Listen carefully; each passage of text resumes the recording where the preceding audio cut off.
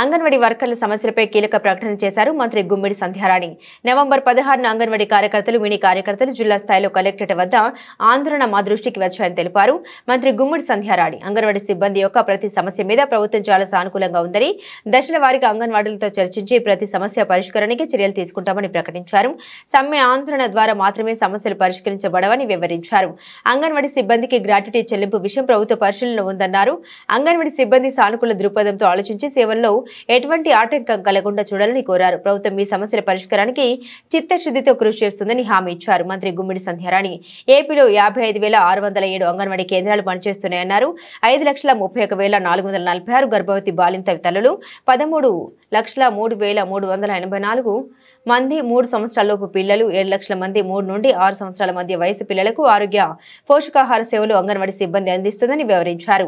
అంగన్వాడీ కార్యకర్త సహాయకురాలు తల్లి పిల్లల ఆరోగ్యానికి చేస్తున్న కృషి అభినందనీయమన్నారు.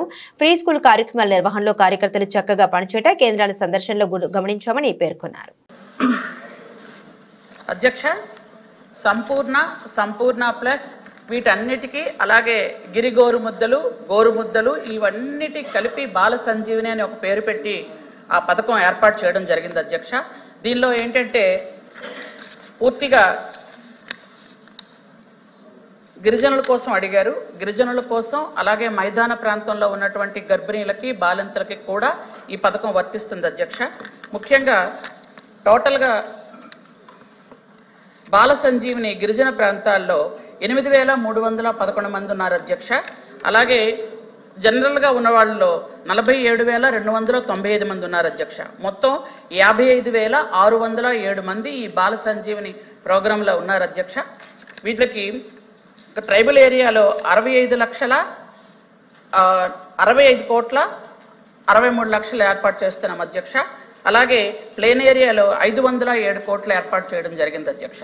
అలాగే వీటికి ఇస్తున్నటువంటి ఏదైతే వాళ్ళకి ఫీడింగ్ ఇస్తున్నామో, టేక్ రేషన్ హోమ్ ఇస్తున్నామో, అది ఇంతకు పూర్వం ఎలా ఉందో ఇప్పుడు అలాగే ఉంది అధ్యక్ష. దానిలో మార్పులు లేవు అధ్యక్ష. కానీ ట్రైబల్ ఏరియాలో అన్నిటి మీద కొంచెం ఎక్స్ట్రా ఇవ్వడం జరుగుతుంది అధ్యక్ష.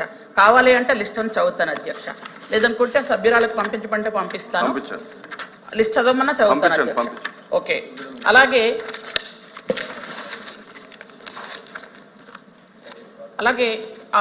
ఏదైతే సీమంతాలు కానీ అన్నప్రాసన కానీ ట్రైబల్ ఏరియాలో చేసుకోలేని పేదవాళ్ళ కోసం, అలాగే మైదాన ప్రాంతాల్లో కూడా ఎస్టీ, ఎస్సీ, బీసీల్లో చాలా పేదవాళ్ళు ఉంటారు అధ్యక్ష. అట్లాంటి వాళ్ళకి ప్రభుత్వమే దగ్గరుండి సీమంతాలని, అన్నప్రాసన కార్యక్రమాలు చేయడం జరుగుతుంది అధ్యక్ష.